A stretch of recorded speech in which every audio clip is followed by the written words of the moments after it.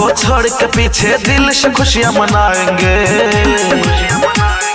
लौंडिया London वाली को DJ पे नचवाएंगे।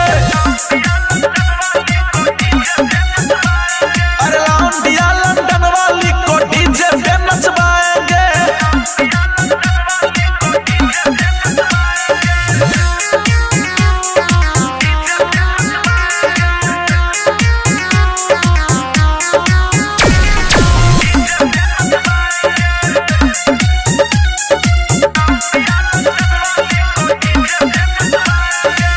दारू अंग्रेजी पी के विस्की मेरे यार, करेंगे काम थोड़ा रिस्की मेरे यार, समझे ना भाई।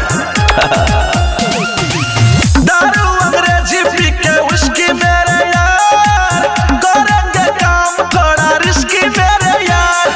हॉट ड्रेस में नाचेगी तो ओठ से ओठ सटाएंगे। लौंडिया लंदन वाली को डीजे पे नचवाएंगे। अरे लौंडिया लंदन वाली को डीजे पे नचवाएंगे।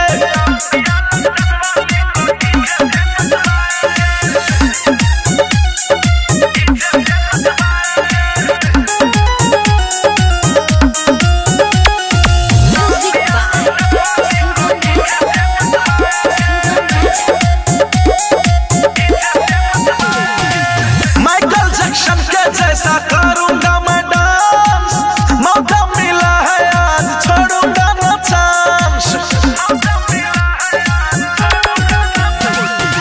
मिथुन गोविंदा जैसा करूंगा मैं डांस, मौका मिला है आज छोड़ूंगा ना चांस। सनू नवल कहता है टल्ली होके धूम मचाएंगे।